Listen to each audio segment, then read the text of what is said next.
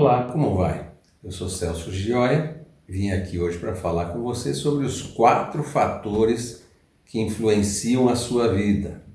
Veja bem, não são 4 fatores que podem influenciar a sua vida, são 4 fatores que certamente influenciam a sua vida.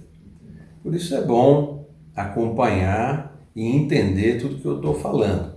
Para isso, fique até o final do vídeo, acompanhe o raciocínio e eu tenho certeza que no final você vai me dar razão que era importante você tomar conhecimento desses 4 fatores. Eu também peço que você se inscreva no nosso canal, deixe o seu like, assista os demais vídeos do canal, compartilhe com os amigos, acione o sininho. Dessa forma você nos ajuda no nosso trabalho. Bem, primeira coisa para entendermos é que existe o erro da simplificação. As pessoas, às vezes, como se fosse uma neurose, elas atribuem aos outros um tipo de falha e aquilo é o fator único e preponderante que influencia na vida daquela pessoa. Mas, em geral, não é assim que acontece. Existem outros fatores que influenciam. Essa simplificação atrapalha, ela não é verdadeira. Por exemplo, a esclerose lateral amiotrófica, ela pode acabar com a vida de uma pessoa, pode interromper os projetos de vida de alguém, mas o Stephen Hawking, por exemplo, um cientista britânico do século XX até o XXI, ele viveu, foi um brilhante cientista, o mais brilhante da sua época. Ele não foi freado por essa enfermidade que ele teve.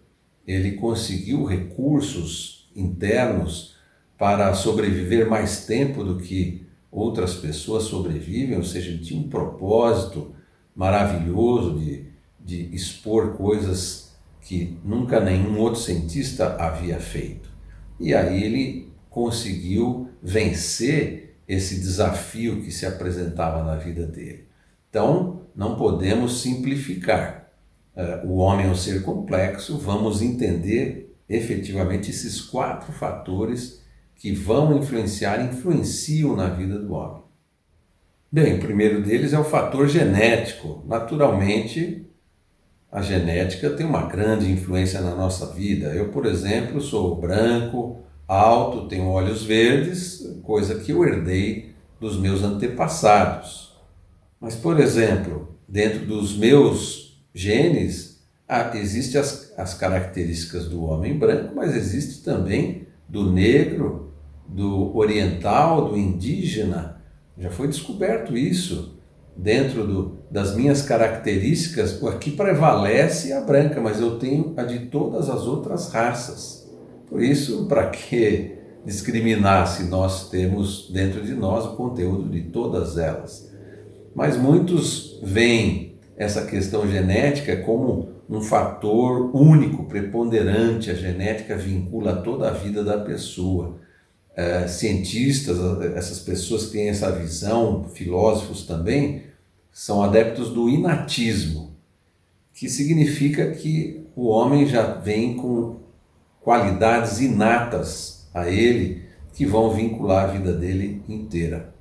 O primeiro que apresentou esse tipo de ideia foi Platão, filósofo grego lá de 300, 400 anos antes de Cristo. Mas, recentemente, René Descartes também propôs o mesmo tipo de filosofia, esse inatismo, formulando que o homem é um ser pensante, racional e que ele já nasce com essa capacidade. Essa tendência de achar que a genética é tudo sempre existiu, ainda hoje existe, né? Tem pessoas que acham que tudo se pode explicar geneticamente. Alguns cientistas foram financiados no projeto Genoma Humano há mais de 20 anos atrás. E eles tinham pretensões altíssimas de descobrir curas para enfermidades, uma série de características do homem, como consertar um cromossomo para tirar um defeito da pessoa, e falharam na maioria desses objetivos. Por que isso aconteceu? Porque acreditavam que dissecando bem o DNA, dividindo, entendendo toda a lógica do DNA, eles entenderiam todas as questões a respeito do homem. Esqueceram que o homem não é só carne, não é só corpo. O homem tem alma, tem espírito. Então, com relação ao corpo, a genética está ligada ao corpo. Com relação ao corpo, efetivamente, a genética tem uma grande influência. Mas eles descobriram que, mesmo no DNA, as características imutáveis, elas são menores do que aquelas que são mutáveis. São certas proteínas que se agregam ao DNA humano durante a vida da pessoa. Ou seja, até cientificamente eles já comprovaram que o homem não é só corpo. O homem não depende só da genética. E precisaram passar por uma grande frustração para entender isso. Mas nem sei se todos reconhecem. E o segundo fator é o fator ambiental. Burrus Skinner, um psicólogo que trabalhou bastante lá nos idos de 1960, 70, ele propunha a seguinte tese: o homem é fruto do meio no qual ele vive. A influência do ambiente seria então fortíssima e vincularia o comportamento do homem. Então veja, de um lado alguém diz que é a genética, do outro lado alguém diz que é o ambiente que forma o homem. Acredito que sejam as duas coisas, mas cada um puxa para o seu lado. Então esse movimento filosófico chama o empirismo, aqueles que têm que experimentar para conhecer. Então o homem seria fruto dessa experiência de vida que ele tem, que ele vai assimilando as coisas do ambiente conforme as suas experiências humanas. Também quem propôs isso lá atrás foi Aristóteles. Logo depois de Platão já havia divergência lá na filosofia grega. Mais recentemente o Skinner reforçou essas ideias, o John Locke também reforçou essas ideias a respeito do empirismo. E nós percebemos que nenhum dos dois lados radicalmente colocado está correto. Tem que se fazer uma somatória deles.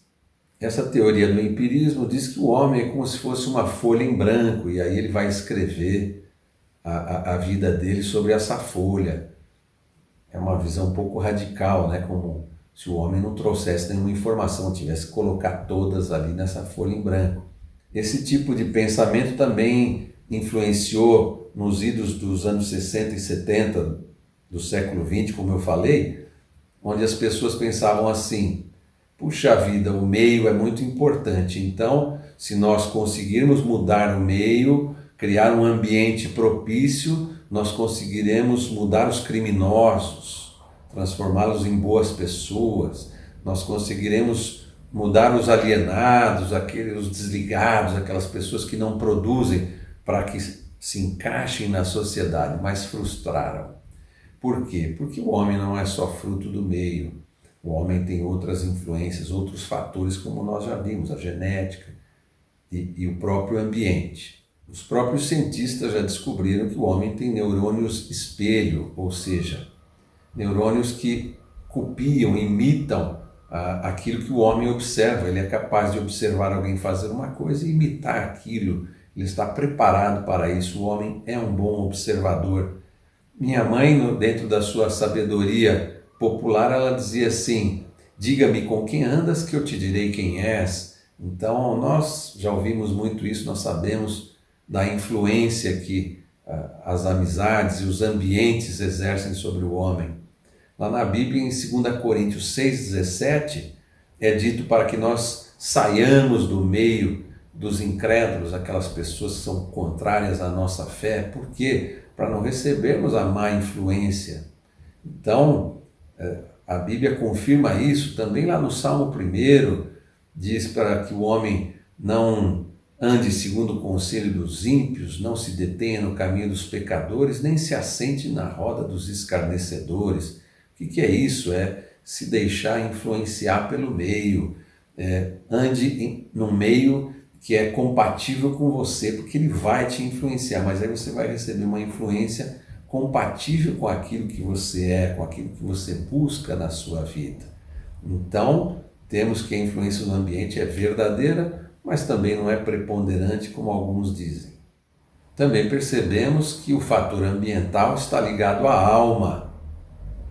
Essa influência que nós sofremos é uma influência psicológica que atinge a alma. E o terceiro fator? O terceiro fator é o espiritual.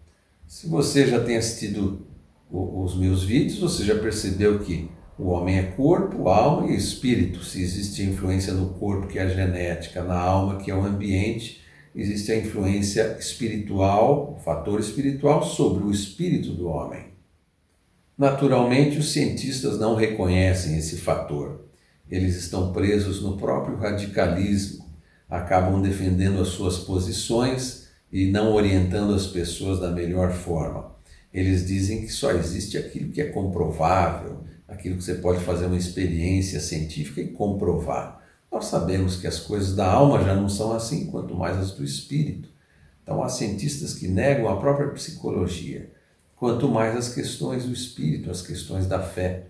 Às vezes eles até se opõem às questões da fé. Então é natural que eles não reconheçam. Por isso, alguém que reconhece o poder da fé, as coisas do mundo espiritual, é que está passando isso para você. E eu espero que isso seja bom, oriente você para entender aquilo que está influenciando a sua vida e te colocando no caminho que você está hoje. Se você quer mudar, entenda o que está acontecendo para ter forças, para ter estratégia para mudar. Esse radicalismo científico das coisas que se veem pode gerar uma pessoa vitoriosa na área financeira, na área daquilo que se vê, mas jamais vai fazer uma pessoa feliz na sua plenitude, porque vai falhar nas questões emocionais, vai falhar nas questões espirituais. Então veja como devemos ter um olhar para esse homem complexo, um olhar abrangente que nos traga um entendimento melhor. A própria Bíblia, Mateus 12:30, Jesus fala: quem não é comigo é contra mim. Quem comigo não ajunta, espalha. O que ele está querendo dizer? Existem somente duas forças espirituais. Uma é Jesus, a força do bem, e a outra é a força do mal.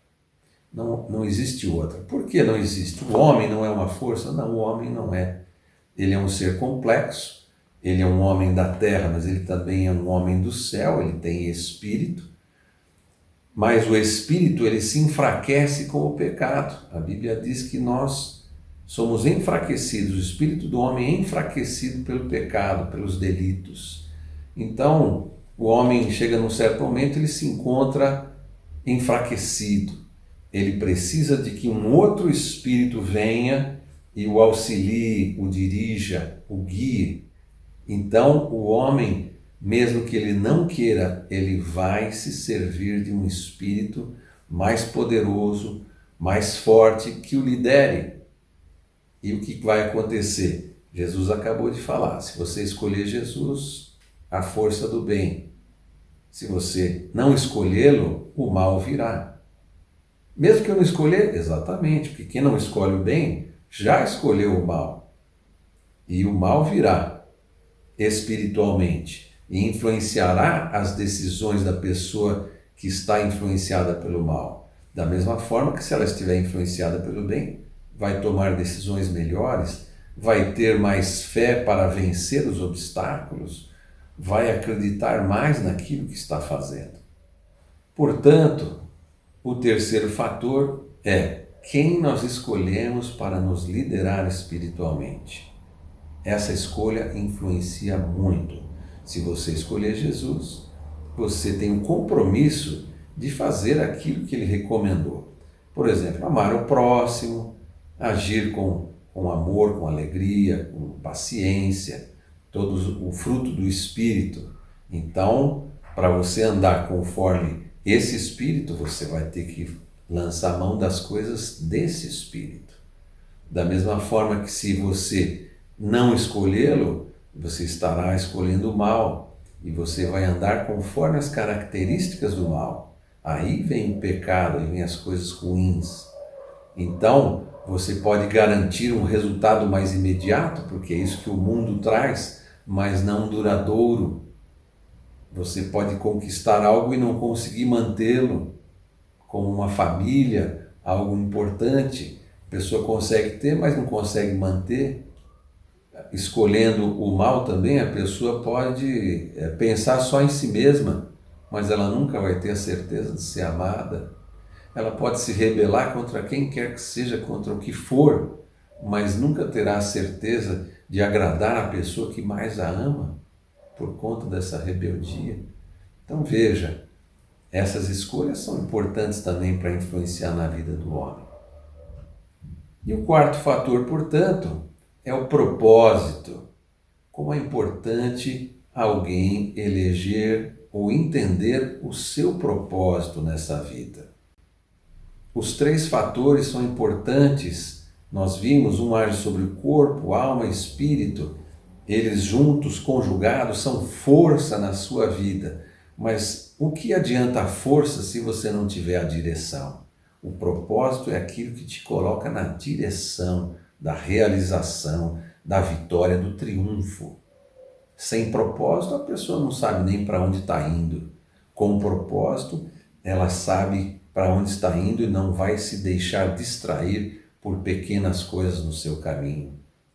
Viktor Emil Frankl foi um psiquiatra, filósofo do século XX, esteve inclusive no Brasil, falando sobre a logoterapia, que é uma teoria fundada por ele para tratamento de pessoas, na qual ele diz o seguinte: a pessoa precisa ter um objetivo de vida, um propósito, um logos, que é um propósito, ela entender o propósito dela na vida. Uma pessoa sem propósito, ela não teria muita força para sobreviver, para vencer os obstáculos, para conquistar. Aquela que tem um propósito já, pelo contrário, conseguiria. Ele tem autoridade para falar isso, porque ele esteve em campo de concentração na Segunda Guerra. Ele e a maior parte de sua família, como descendentes de judeus, estiveram no campo de concentração na Polônia, presos, e a maioria da família foi exterminada no campo de concentração. Mas ele sobreviveu e teve ainda uma vida longa e muito produtiva. Ele propôs essa logoterapia. Então ele explicava o seguinte: o propósito que eu tinha no meu coração me fez sobreviver. Ele viu pessoas sem propósitos sucumbirem naquele lugar tão terrível que é um campo de concentração. Mas ele tinha um propósito na vida, ele pensava: aquilo que eu estou aprendendo aqui, eu preciso ensinar para outras pessoas. Aquela motivação que ele encontrou naquele propósito, ele não era um homem religioso, mas era quase como se fosse, porque ele tinha uma fé de que ele ia se livrar daquele campo de concentração, ele ia continuar vivo e ele ainda iria abençoar outras vidas. Veja como isso é importante. Ele, como um conhecedor da Torá, da fé judaica, que era do povo dele, e respeitando essa fé, ele fez uma teoria onde ele descobriu a importância do propósito. A Bíblia também fala sobre isso, lá em Romanos 8:28, é dito que todas as coisas cooperam para o bem daqueles que amam a Deus, os que são chamados segundo o seu propósito. Então veja, muitos comemoram, tudo coopera para o meu bem, mas veja a condição daqueles que são chamados segundo o seu propósito. Entenda isso, as coisas não vão caminhar bem se você estiver fora do seu propósito. Você está andando na direção errada, elas têm que dar errado mesmo, porque senão você vai se desviar do seu caminho. Você tem que estar no seu propósito, aí então as coisas começam a dar certo e você vai obter a realização daquilo que você planejou, o propósito para o qual você nasceu, o propósito para o qual você existe. Deus tem propósitos para todas as pessoas, religiosas ou não. Eu tive um chefe que era o dono da empresa, um industrial. Ele tinha uma grande empresa e ele empregava 20.000 pessoas. E eu evangelizei bastante ele e tal. Ele nunca se converteu, mas ele entendia o seu propósito. o propósito de Deus na vida dele, que era de ter aberto aquela indústria e feito prosperar, empregar 20 mil pessoas. Ele abençoava 20 mil famílias. Então era um propósito grande na vida dele e ele reconhecia, ele entendia esse propósito. É importante que a pessoa tenha um propósito. Pessoas que não têm propósito não sabem nem para onde vão, né? Nem para onde caminham. São pessoas improdutivas, às vezes até destrutivas, porque elas, se não constroem, acabam derrubando o que os outros constroem, atrapalhando, desviando do caminho. Então, ter um propósito é fundamental. Você não conhece seu propósito? Busque conhecê-lo, busque entendê-lo, se aplique nisso. Você já conhece, então caminhe firme para o seu propósito. Se há alguma dificuldade a ser tirada da frente, entenda esses 3 fatores: o fator genético, o fator ambiental, o fator espiritual. Ajuste com o seu propósito e siga em frente. Tenha triunfo, seja vencedor na sua vida. E é dessa forma que você vai ser uma pessoa valiosa, importante para a sociedade e para você mesmo. E se você já sabe o seu propósito, já conhece o seu propósito, mas está enfrentando alguma dificuldade, veja esses fatores que nós conversamos, o genético, o ambiental, o espiritual, ajuste bem junto com o seu propósito e seja um grande vencedor. Triunfe na sua vida. Deus tem um propósito maravilhoso na sua vida para você triunfar, para você realizar. Te vejo no próximo vídeo.